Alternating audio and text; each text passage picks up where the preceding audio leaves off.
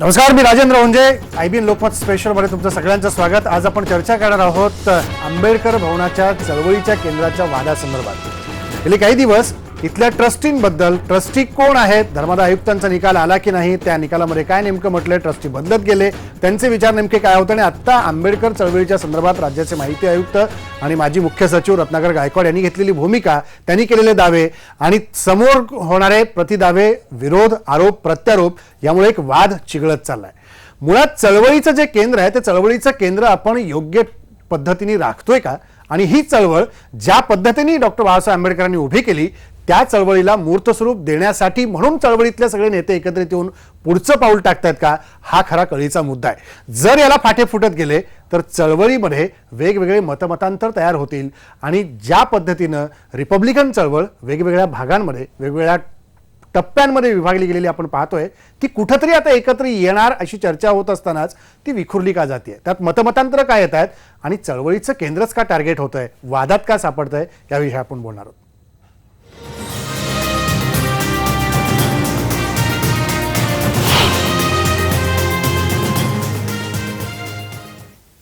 Doctor Babasaheb Ambedkar यांनी उभारलेल्या आंबेडकर भवनाच्या मालकीचा वाद चिघळलाय. ही जागा पीपल्स इम्प्रुव्हमेंट ट्रस्टची असल्याचा दावा राज्याचे माहिती आयुक्त आणि ट्रस्टचे सल्लागार रत्नाकर गायकवाड यांनी केलाय. तर ट्रस्टी कोण आहेत याबाबत धर्मादाय आयुक्तांचा निकाल यायचा आहे, त्यामुळे सध्याचे विश्वस्त कायदेशीर नाहीत. तसंच त्यांनी आंबेडकर भवन रात्री बेकायदेशीरपणे तोडल्यानं त्यांच्यावर गुन्हा दाखल करण्याची मागणी भारिपचे नेते प्रकाश आंबेडकर यांनी केली आहे. जर कारवाई झाली नाही तर मात्र राज्यभर आंदोलन छेडण्याचा इशाराही त्यांनी दिलाय.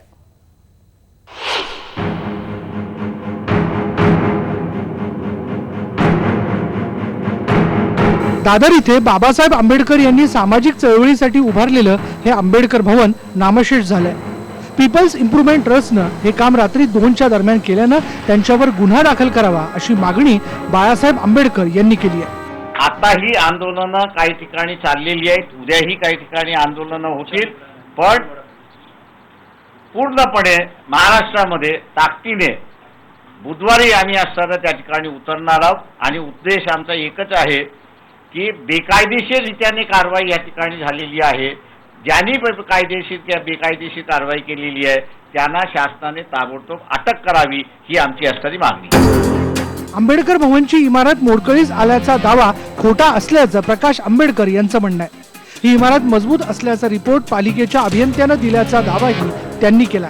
राज्याचे माहिती आयुक्त असणारे रत्नाकर गायकवाड हे या ट्रस्टचे सल्लागार आहेत. त्यांनी आपण नियमानुसार काम केल्याचा दावा केलाय. उलट ही जागा हडपण्याचा डाव असल्याचा आरोप प्रकाश आंबेडकरांवर केलाय. That will be the end of the trust. Like Siddharth college, हे जे खून होत आहेत ना, प्रिन्सिपलचे खून करणारे जे गुंडे आहेत त्यांना जर या ट्रस्टमध्ये घेतलं, बाबासाहेबांनी म्हटलं नाही, बाबासाहेबांनी आपल्या मुलांना नाही घेतलं त्याच्यामध्ये, हे आणि हे मुलं त्यांच्यापेक्षा वस्तात, हे लक्षात घ्या. हिंदी स्पष्ट बोलतो आहे, कारण आता स्पष्ट बोलण्याची वेळ आलेली आहे. या बंधूंना असं वाटतं की त्यांच्याबद्दल कोणी काही बोलू शकत नाही म्हणून बाबासाहेबांचेच पत्र आणलेले आहेत. रत्नाकर गायकवाड बोलत नाही, बाबासाहेब बोलत आहेत. आरोप प्रत्यारोप सुरू आहेत, पण मुळात ही वास्तू रात्री उशिरा का पाडली गेली हा एक महत्वाचा प्रश्न आहे. रणधीर कांबळे, IBN लोकमत, मुंबई. आणि याच मुद्द्याविषयी आपण बोलणार आहोत. आपल्यासोबत राज्याचे माहिती आयुक्त आणि या ट्रस्टचे सल्लागार रत्नाकर गायकवाड देखील आहेत आणि ज्येष्ठ विचारवंत साहित्यिक जवी पवार देखील आपल्यासोबत आहेत. गायकवाड साहेब, मला सुरुवात तुमच्यापासून करायची आहे. ज्या पद्धतीने हा सगळा वाद पुढे येतोय, तुम्ही म्हणालात की ह्या ट्रस्टच्या संदर्भात काही मुद्दे समोर आले, बाबासाहेबांची पत्र काही तुम्ही पुराव्यादाखल सादर करताय, पण कारवाई जी झाली चळवळीच्या केंद्रावर, ती कारवाई कशासाठी केली गेली, याला आधार नेमका काय होता? सर्वात प्रथम मला एक गोष्ट स्पष्ट करायची आहे.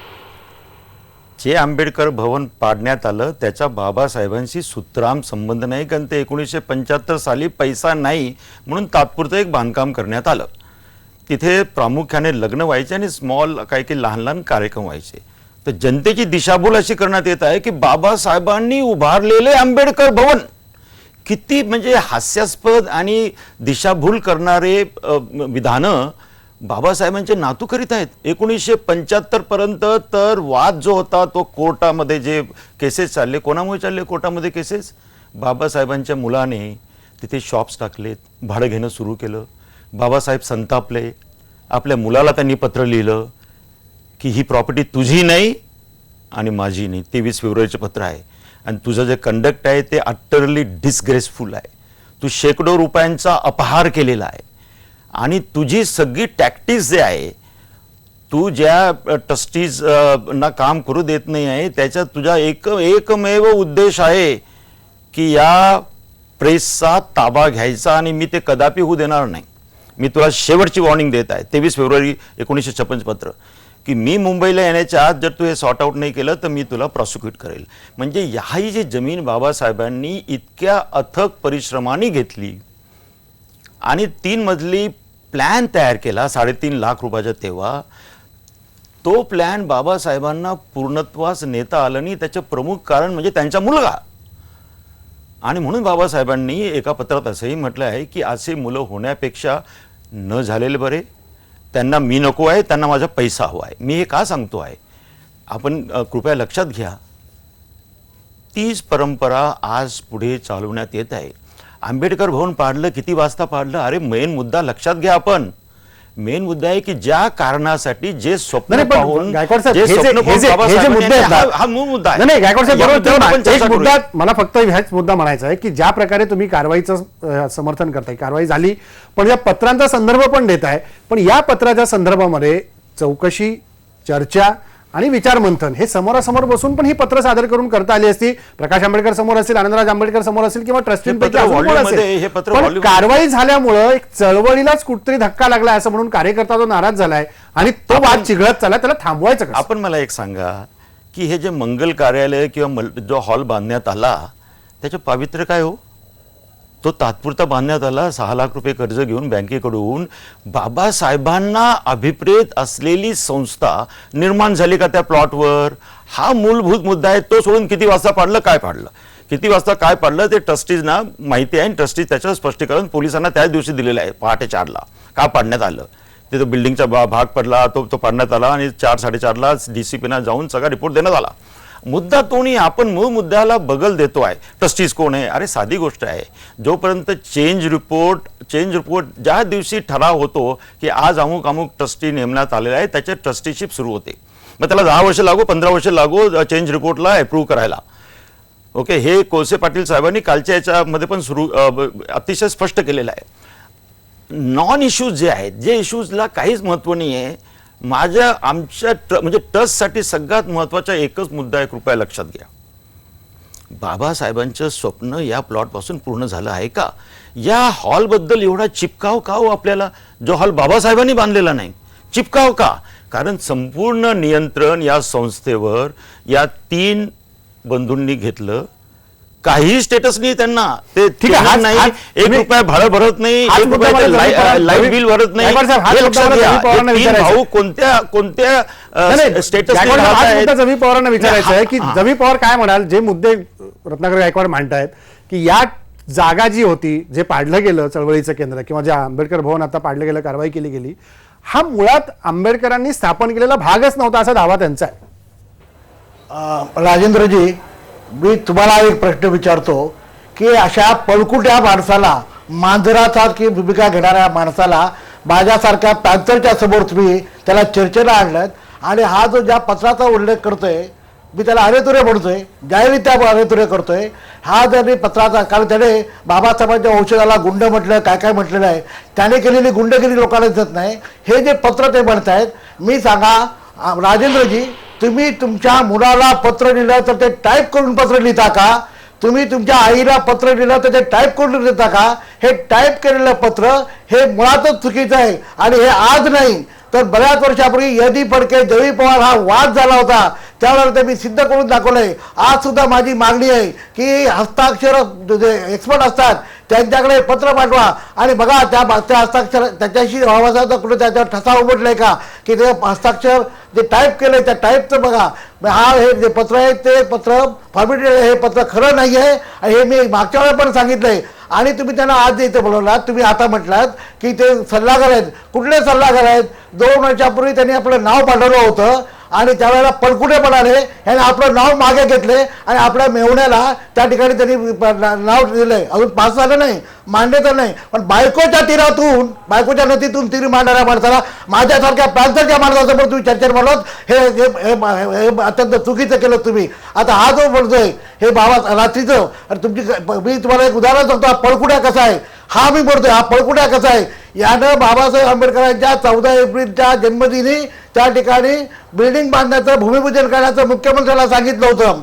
त्या पत्रिकाही काढण्यात आली होती. मी त्याविषयी मुंबईत नव्हतो, पत्रिका काढण्यात आली होती. परंतु आमच्या सुनील पवार नावाच्या एका कार्यकर्त्याने हा वादातीत मुद्दा असल्यामुळे इथं करू नये अशी नम्र विनंती मुख्यमंत्र्यांना केली. आणि त्यानंतर या एका प्रतिकृतीचं उद्घाटन त्यांनी शिवाजी पार्कच्या एका कुठल्या तरी ठिकाणी केलं. मला सांगा, तुम्ही सांगा किंवा कोणी आंबेडकर महाराष्ट्रातल्या कुठल्याही माणसाने सांगावं की ज्या ठिकाणी बिल्डिंग उभारली जाणार आहे त्या ठिकाणी भूमिपूजन केलं जातं की एखाद्या प्रतिकृतीचं घेऊन त्याचं भूमिपूजन केलं. हा असा पळकुटा माणूस, त्या पळकुट्या माणसाला तो म्हणतो की मी सल्लागार आहे. मी त्या वास्तूमध्ये जवळजवळ 45 वर्ष त्या वास्तूशी माझा संबंध आहे. ती वास्तू तोडली नाही, माझ्या काळजावर डाग झालेला आहे. ही माझ्याच नव्हे, आंबेडकरी समाजाच्या अनेक लोकांच्या काळजावर त्यांनी डाग घेतलेला आहे. आणि मी सांगतो या माणसाचा चळवळीशी काहीही संबंध नाही. ते जे पण जरी एक मुद्दा मला फक्त तुमच्याकडनं जाणून घ्यायचा आहे की या सगळ्यामुळं चळवळ कुठतरी डिस्टर्ब होतीये. चळवळ ज्या पद्धतीने पुढे जायला पाहिजे, यांचा चळवळीशी काही संबंध नाही. खैरलांजी झाले तर हा कुठे होता, रिडलचं मोठं प्रकरण झालं कुठे होता, त्यावेळेला कुठं होतं. आणि दुसरं असं, बाबासाहेबांचं स्वप्न या बिल्डिंगमध्ये असं वाटते, ते MRDA अनेक पडवणे अधिकारी होते तेव्हा त्याला बाबासाहेबांचं स्वप्न साकार करायचं असेल तर ते त्यांनी त्यावेळेला करोडो रुपये गोळा केले असते, अनेक मोठ्या मोठ्या जागा घेऊ शकल्या असत्या. त्या त्यांनी का केले नाही. रिटायर झाल्यानंतर त्यांना ही 500 कोटीची ही जी मालमत्ता ही त्यांना हडप करायचं अर्थ आहे. ही सगळी ही चोर यायचंय, ही डकायती आहे, हा डाकू आहे, 1 नंबरचा डाकू आहे. सांभाळून बोला, तोंड सांभाळून बोला.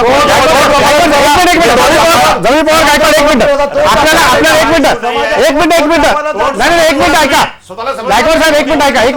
शांत व्हा. काय झालं तुम्ही? गायकवाड साहेब एक मिनिट शांत व्हा.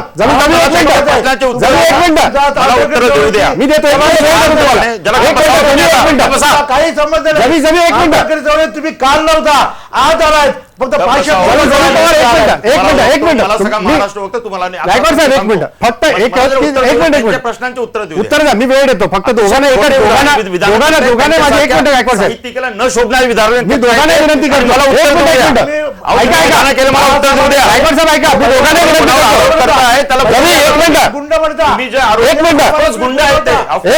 एक मिनिट गायकवाड साहेब माझ्यावर अटॅक एक मिनिट तुम्हाला वेळ देतो. 1 मिनिट जमी 1 मिनिट जमी ऐका 1 मिनिट मला उत्तर देऊ द्या. मला पण उत्तर देता होतं. जमी 1 मिनिट नाही तुम्ही दोघांही जर शांत बसला तर एकमेकांकडे जाता येईल.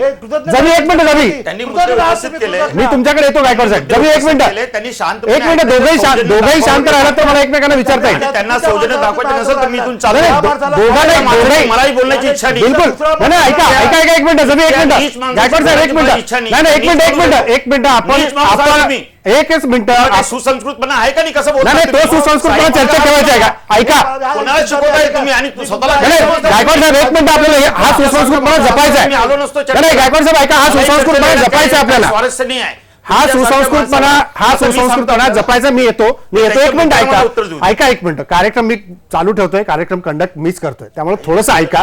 तुम्ही दोघेही पाहुणे आहेत, थोडंसं ऐका. जी संस्कृती, जो कायदा, जे शब्द बाबासाहेबांनी आपल्याला जपायला सांगितलेत त्याची कुठतरी आठवण आपण ठेवू आणि कार्यक्रम पुढे चालू ठेवू. सुसंस्कृतपणा असेल, भाषेमधला सभ्यता असेल आणि एकमेकांबद्दलचा आदर असेल, हा बाळगून हा बाबासाहेबांनीच घटनेने आपल्याला लागून दिलेला आहे, त्याचा आदर आपण ठेवू आणि ही चर्चा पुढे चालू ठेवू. एक ब्रेक घेतो, ब्रेक नंतर तुम्हाला उत्तर द्यायला संधी देतो.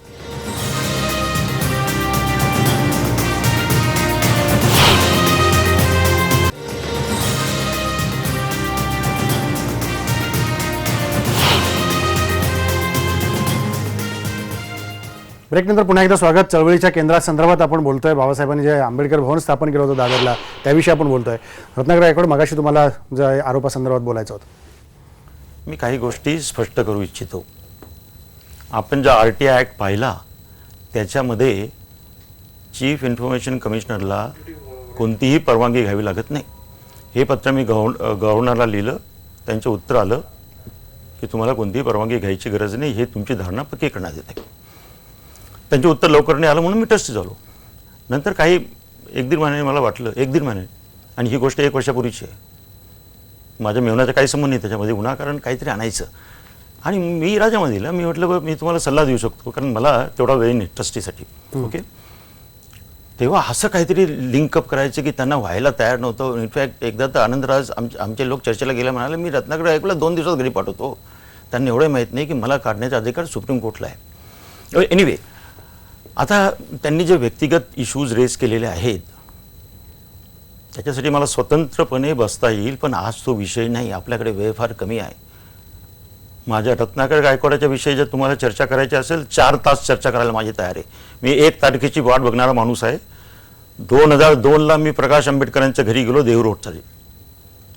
2 कोटीचा कार्यक्रम आपण हाती घेतला. आत्ता नाही येते मी. अरे समाजसेवा मी 1985ला बुद्धविहार बांधलं सोलापूरला. दर रविवारी जायचो तिथे. कलेक्टर सोलापूर असताना 85 साली दर रविवारी आम्ही जायचो. भंते आनंद कौशल्याने आलेत आणि त्यांनी उद्घाटन केलं सोलापूरला. तुम्ही असं समजू नका की तुम्ही समाजकार्य करतायत. मी जर इथे काय काय केलं हे सांगत गेलो 4 तास लागतील मला, 4 तास. तेव्हा असं काय म्हणू नका. 2002ला मी प्रकाश आंबेडकरांच्या घरी. तुम्ही मध्ये येऊ नका. आम्हाला बाबासाहेबांनी सांगितलं 1954च्या भाषणात इथे भव्य विहार उभा राहा. तुम्ही लोक म्हणतात की सरकारी अधिकारी झाल्यानंतर आम्ही समाजकार्य करत नाही. तुम्ही आता आम्हाला सहकार्य करा. महेश नाही, मला पैसा आणून द्या. आणि जर कोणी हे काम हातात घेतलं तर मी त्याला सोडणार नाही. आणि माझ्यासोबत शरद रणपिसे होते, लक्षात घ्या. त्यांच्या आईकडे गेलो. त्यांच्या आईने पण मला मुळीच नाही तर तुम्ही त्याच्या भानगडीत पडू नका. मी सरकारी अधिकारी बाबासाहेबांचे स्वप्न पूर्ण करायला 2002ला जातो तेव्हा त्याच्याशी अशी वर्तणूक केली जाते हे मी आपल्याला सांगू इच्छितो. मला त्या वादात शिरायचं नाही आहे. जनतेला मला 2च गोष्टी सांगायच्या आहे. बाबासाहेबांचं जे स्वप्न या प्लॉटचं होतं ते पूर्ण झालं आहे की नाही याचं पहिलं उत्तर सर्वांनी द्या. जो सच्चा आंबेडकरी आहे तो म्हणणार मला बाकीच्या सगळ्या गोष्टी गौण आहेत. या प्लॉटवर बाबासाहेबांना जी अपेक्षित संस्था होती, जे उपक्रम बाबासाहेबांना आवश्यक वाटत होते, ज्यासाठी बाबासाहेबांनी अनेक वर्ष कष्ट घेतले, 8 कलेक्ट केले, ते बाबासाहेबांचं स्वप्न पूर्ण झालं का? नाही. का झालं नाही? ट्रस्टकडे पैसे नव्हते, कोर्ट केसेस लांबल्यात. 75 साली एक लहान हॉल बांधला. त्या लहान हॉलबद्दल एवढा चिपकाव का हो? आंबेडकर भवन पाडलं, बाबासाहेबांचं आंबेडकर भवन पाडलं. अहो, त्या आंबेडकर भवनाचा आणि बाबासाहेबांचा काही संबंध नाही. बाबासाहेबांनी ते आंबेडकर भवन बांधलं नाही. मला बोलू द्या, नंतर बोला. मी सगळे फॅक्ट्स वाचलेले आहेत. तुम्ही वाचले असेल, तुम्ही नंतर सांगा माझं झालं. 75 साली हा हॉल बांधण्यात आला. त्यापूर्वी बाबासाहेबांनी एक 2000 स्क्वेअर फूटमध्ये आपलं ऑफिस सुरू केलं. आणि त्याच वेळेला नायगावला दंगल झाल्यामुळे जी प्रेस आहे ती इथे शिफ्ट करण्यात आली. बाबासाहेबांनी हा प्लॉट 1944ला ऑक्टोबर 1944ला जी सेल डीड झाली तो प्रिंटिंग प्रेससाठी घेतला नव्हता, लक्षात घ्या. Central headquarter of weaker sections, social centre, command centre हे बाबासाहेबांना अपेक्षित होतं. बाबासाहेबांना मंगल कार्यालय इथे अपेक्षित नव्हतं. त्या मंगल कार्यालयावर एवढा चिपकाव का हो? तर मी गेल्या 1-1.25 वर्षापासून जाणं सुरू केलं. पहिले जायचो पण क्वचित जायचो 5-6 वर्षातून. माझं बोलू द्या. नंतर माझ्या लक्षात आलं की ट्रस्टीज हे नाम दोन्ही प्लॉट आहेत 44 मध्ये. मला बोलू द्या. एक मिनिट, काय म्हणतात? प्रिंटिंग प्रेसच्या उदरनिर्वाहासाठी तो प्लॅन आहे. तुम्ही आंबेडकर हॉल बद्दल बोलता, बाजूला ठेवा. मग तो प्रिंटिंग प्रेस आहे जो बाबासाहेब 23 फेब्रुवारीला तो आपला त्याला उत्तर देतो. मी उत्तर देतो. प्रिंटिंग प्रेस तुम्ही उद्ध्वस्त का केला? त्याला उत्तर बाबासाहेबांचं जे अत्यंत महत्वाचं त्याला उत्तर देतो मी. बाबासाहेबांच्या काळातले बाबासाहेबांनी तो तुम्ही उद्ध्वस्त का केला? शांतपणे मला हॉलच्या बाजूला तेव्हा आधी मला या प्रश्नाचं उत्तर द्या. ठीक आहे, या प्रश्नाचं उत्तर घेऊ. प्रिंटिंग प्रेसचा तुमचा काय संबंध नाही तिथं. शांतपणे राहा. प्रिंटिंग प्रेसचा तुमचा शांतपणे ऐका हो बाबा. हे माझ्याकडे आहे. अरे शांतपणे ऐका. प्रिंटिंग प्रेस हे भैयासाहेब आंबेडकरांच्या नावावर आहे. त्यांच्या भैयासाहेबांच्या बरोबर मी महानगरपालिकेत जाऊन एकदा कर सुद्धा भरलेला आहे. ही माझ्याकडे पुरावे आहेत. तेव्हा तुम्ही प्रिंटिंग प्रेस बद्दल बोला. प्रिंटिंग प्रेस बद्दलच बोलतोय आता. ऐका, ऐकण्याचं जरा सौजन्य दाखवा. बाबासाहेबांनी 23 फेब्रुवारीचे जे पत्र आहे हे व्हॉल्यूम मध्ये आलेलं आहे, सरकारच्या व्हॉल्यूम मध्ये आले. त्याचे प्रकाश आंबेडकर हे संपादकीय मंडळ मध्ये आहेत. हो, तुम्ही सरकारचे लोक आहेत. सरकारी लोक आहात. प्रकाश सरकारने जरी ते म्हणतात की जे पत्र बाबासाहेबांचं आहे ते सरकारच्या व्हॉल्यूम मध्ये आले आणि त्याच्या संपादकीय मंडळामध्ये स्वतः प्रकाश आंबेडकर आहेत. ते नाही कसे म्हणू शकतात? बरं, ते मंडळात एक सदस्य आहेत. ते सदस्य आहे. यांनी काय छापलं त्याला काय ते जबाबदार असतील का ते? ओके, त्यांनी चॅलेंज करायला पाहिजे ते पत्र. मी चॅलेंज करायला पाहिजे. 20 वर्षापूर्वी या पत्राला चॅलेंज केलेलं आहे. साहेबांनी यदी फडके आता नाही आहेत. यदी फडके आता नाही आता आहेत. दुसऱ्यांच्या ऐका, थोडं सौजन्य दाखवा दुसऱ्यांच्या. तुम्ही आता सौजन्य दाखवलं. मला तोंड सांभाळून बोलायला सांगितलं. हे तुमचं सौजन्य. तुम्ही सुरुवात कशी केली माहितीये का तुम्हाला? बरोबर आहे. मी तुला सांगतो तुमचं काही संबंधच नाही. मी पुन्हा दोघांना आता मला दोघांनाही मी सांगतो सभ्यतेने आपण चर्चा करू आणि चळवळीच्या बद्दल बोलू. चळवळीतला संबंध नाही मला त्यांचा. एकच सांगायचंय सर्व जनतेला, कृपया बाबासाहेबांशी या मंगल कार्यालयाशी संबंध जोडू नका, भावनिक होऊ नका. बाबासाहेबांचं स्वप्न पूर्ण करण्याची जबाबदारी सर्व सच्चे आंबेडकरी अनुयायी जे आहेत त्यांचं आहे. तिथे रत्नाकर गायकवाडला महत्व नाही आहे. रत्नाकर गायकवाडला महत्व नाही, ट्रस्टीजना महत्व नाही आहे. सर्व समाजाची जबाबदारी आहे. सर्व, अरे बाबा बोलू द्या ना, बरं बोलू द्या. सर्व समाजाची जबाबदारी आहे बाबासाहेबांचं स्वप्न पूर्ण करणं. याच्याबद्दल मला वाटतं कोणाचं दुमत नसावं. बाबासाहेबांचं, आणि मी पण त्या समाजामध्ये आहे, तुम्हीच नाही आहात त्या समाजामध्ये. आम्ही 30 वर्ष काम केलेलं आहे. तुम्हीच केलेलं असं नाही. काय काम केलंय मी सांगू इच्छितो इथे. त्याचं वेगळं आहे ठेवा. त्याचं वेगळं तुम्ही चर्चाला मी यायला तयार आहे तिथे. मी काय काम केलं ना काय चर्चा करणार? हा, आता ऐका. आता तुम्ही दुसऱ्या मुद्द्यावर येऊ नका. माझा मूळ मुद्दा लक्षात घ्या. सर्व जनतेने लक्षात घ्या. मूळ मुद्दा आहे बाबासाहेबांचे स्वप्न. या प्लॉटसाठी बाबासाहेबांनी जो श्रम घेतला, कृपया त्याचा अभ्यास करा. या प्लॉट मध्ये बाबासाहेबांनी म्हटलं हे कमांड सेंटर व्हायला पाहिजे, हे सेंट्रल हेडक्वार्टर व्हायला पाहिजे. ते झालं आहे का? जर जवी परवानगी म्हणणं असेल ते झालं असेल, मी विड्रॉ होतो. That's all. जर बाबासाहेबांचं स्वप्न या प्लॉट पासून जे होतं ते त्या मंगल कार्यालयामुळे होणार असेल तर आय विड्रॉ. त्यांचं म्हणणं ऐकू. गायकवाड साहेब त्यांचं म्हणणं ऐकू. आणि ज्या केंद्रातून, ज्या प्रेसमधून बाळासाहेब आणि भैयासाहेबांनी चळवळ उभारली, आज सुद्धा चळवळ उभारली जाते. ते चळवळीचे केंद्र असलेला प्रिंटिंग प्रेस हा तुम्ही काय उद्ध्वस्त केला? या प्रश्नाचं तुम्ही उत्तर देत नाही ना. प्रिंटिंग प्रेसच्या साठी बाबासाहेबांनी हे दोन्ही प्लॉट घेतले नाही. सेल्डीड नीट वाचा. सेल्डीड नीट वाचा. बाबासाहेबांनी दोन्ही प्लॉट हे सेंट्रल हेडक्वार्टर साठी घेतले आणि बाबासाहेबांनी प्रिंटिंग प्रेस तिथे नायगावला दंगल झाली, आग लागली म्हणून शिफ्ट केलंय. लक्षात घ्या, या प्लॉटचा आणि प्रिंटिंग प्रेसच्या ऑब्जेक्टिव्हचा काडीचाही संबंध नाही. का उद्ध्वस्त केलं? काय संबंध नाही तर बाबासाहेबांचे स्वप्न पूर्ण करायचं आहे आम्हाला. बाबासाहेबांच्या स्वप्न पूर्ण करण्यामध्ये काही नाही आहे. तुम्हाला दुसरे नॉन इश्यूज घ्यायचे आहेत. किती वाजता काय? अरे बाबासाहेबांचं स्वप्न इश्यू आम्हाला पूर्ण करायचं आहे. आम्ही ते करणारच, हे लक्षात घ्या. जरी काय म्हणाल, पण या सगळ्या याच्यातनं चळवळीतला कार्यकर्ता जो आता एकदम रस्त्यावर आलेला दिसतोय, त्याच्यामध्ये वेगळ्या प्रकारची भावना निर्माण झाली आहे, तोडफोड होती आहे, त्या संदर्भातले वेगवेगळे विचार समोर येत आहेत. पण कुठतरी चळवळ पुन्हा एकदा मूळ हेतूवर यायला पाहिजे. चळवळीतनं आंबेडकरांचे विचार घराघरापर्यंत जायला पाहिजे आणि बाबासाहेबांनी जे सांगितलं त्यासाठी म्हणून आपण एकत्र आलो पाहिजे, अशी भावना तयार होण्यासाठी आता तुमच्यासारख्या ज्येष्ठांनीच पुढाकार घेतला पाहिजे. बाळासाहेबांसारख्या ज्येष्ठांनी पुढाकार घेतला पाहिजे. माझं हे म्हणणं आहे, बरोबर आहे तुमचं म्हणणं. तसंच असेल तर ही जी बिल्डिंग पाडण्यात आली ती रात्री 2 वाजता का पाडण्यात आली? ती दुपार रात्री 10-11 वाजता पण पाडता आली असते ना. तो रात्री ट्रॅफिकचा जर प्रॉब्लेम असेल तर रात्री 11 वाजता पण पाडता आली असती. परंतु ती 2 वाजता पाडण्यात आली आणि ते बाउन्सर घेऊन, मोठे गुंड घेऊन, आणि त्यांच्यापैकी एकाने तर सांगितलंय की आम्ही पाडली असं म्हणत असताना देखील आजपर्यंत त्यांना अटक का केली नाही? याचं कारण सरकार यांच्या पाठीशी आहे आणि सरकारचा त्यांना पाठिंबा आहे. आणि म्हणून या सरकारचाही निषेध करतो आणि तुमचाही मी निषेध करतो. रात्री का पाडलं याच्या संदर्भातलं स्पष्टीकरण मला आपल्याला सांगू द्या. ही बिल्डिंग आम्ही म्हणजे ट्रस्ट पाडणार आहे 1 महिन्यापासून जाहिराती दिल्या. सम्राटमध्ये पूर्ण पानाची जाहिरात, ही बिल्डिंग पाडणार आहोत. ही एक पानाची 1.5 लाख रुपये खर्च करून सम्राट. अरे ऐकून घ्या जरा, तुम्ही बोलला जरा दुसऱ्यांना बोलू द्या ना. नाही, महानगरपालिकेने पाडली का ती? ऐका ना, पाडायचा अधिकार तुम्हाला नाही. तुम्ही मध्ये बोलू नका आता, जरा तुम्हाला अधिकार नाही पाडायचा. दुसऱ्यांना बोलू द्या. तुम्ही कायदा नीट वाचून या. मला तुमच्यापेक्षा मी जास्त शिकलेला आहे.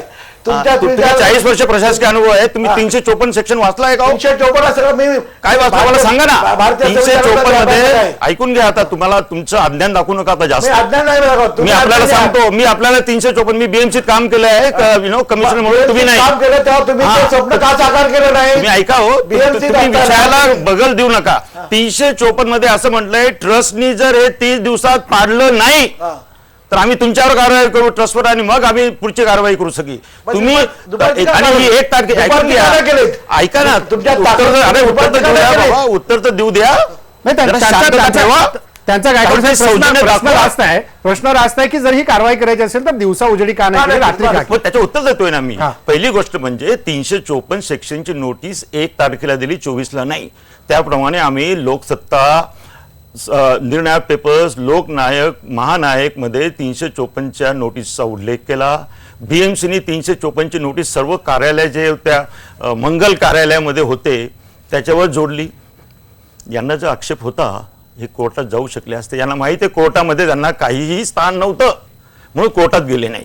आता रात्री का पाडली 25 तारखेला? कारण 30च दिवस होते, 25 दिवस होऊन गेले होते. 5 दिवसांनी जर 5 दिवसात पाडले नसतं तर कारवाई झाली असते. ऐका ना, ऐकून तर घ्या. मध्ये बोलला तर कसं मी उत्तर देणार हो तुम्हाला. 25 तारखेला पाडणार होती. त्यावेळेला जेव्हा ट्रस्टीज मिड नाईटला राऊंडला गेलेत तेव्हा त्यांना एका बिल्डिंगचा भाग पडण्यात आला असं दिसलं. लगेच पोलिसला कॉन्टॅक्ट करण्यात आला की हा बिल्डिंगचा भाग पडतो आहे, आम्हाला आता हे लवकर करावं लागेल. पोलिसांना कळवलं, त्याप्रमाणे ते पाडलं. आणि मध्ये नका बोलू, तुम्ही मध्ये नका बोलू. आणि त्यामुळे ते आपण जरा लवकर पाडले. आता दुसरं एक उत्तर लक्षात घ्या. या बिल्डिंगचं जेव्हा टेस्टिंग होणार होतं, दुसऱ्यांदा टेस्टिंग करायला सांगितलं बीएमसीने. 100 पोलीस बोलवायला लागले आणि तरी ट्रस्टीजना अश्लील शिव्या देऊन 100 पोलिसांच्या देखत पळवून लावण्यात आलं. शेवटी DCP दुधन्ना यावं लागलं आणि त्यांनी परत ट्रस्टीजना घेऊन आले. ते स्ट्रक्चरल कन्सल्टंटला घेऊन 100 पोलीस असताना देखील तुम्ही टेस्टिंग करू देत नाही. इतकी दादागिरी आहे तिथे. दादागिरी बाबासाहेबांच्या या प्लॉटवर काय दादागिरी होती. एक मुद्दे आणि काय बोलता तुम्ही? मला शेवटी दोघांनाही सांगायचं, एक मुद्दे आपण काढत गेलो तर ही चर्चा अशीच दिवसेंदिवस चालेल. वेगवेगळे मुद्दे येतील. फक्त म्हणणं इतकंच आहे आमचं सगळ्यांचं. एवढंच आहे, जरी म्हणणं पाडलं त्याला तुम्ही अटक करा. सरकार बाजू आपण जाणून घेऊ. पण ट्रस्टी जीव द्यायला तयार आहे. अटकला जाऊ द्या, अटकला आम्ही हसतो. जीवाची आवश्यकता नाही. ऐका बद्दल काही घेणं या सगळ्यामध्ये तुम्हाला या सगळ्यात वाद चिघळवत ठेवण्यापेक्षा तो सोडवला कसा पाहिजे याच्याविषयी आपण बोलू. जरी तुम्ही काय म्हणाल चळवळीतल्या सगळ्या कार्यकर्त्यांना, मला शेवटी एक ज्येष्ठ म्हणून तुम्हाला विचारायचं आहे, चळवळीतल्या कार्यकर्त्यांना काय सांगाल? चिघळवण्याच्या पेक्षा शांततेने मार्ग काढू आपण. मी याच्या शांततेचा बाळ आहे.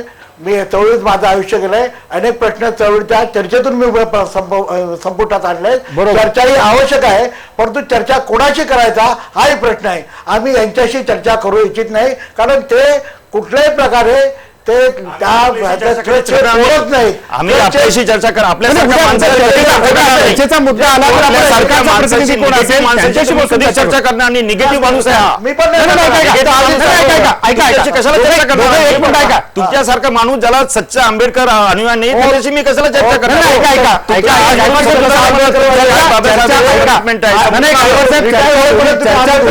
लोकांना माहिती आहे चर्चा व्हायला पाहिजे.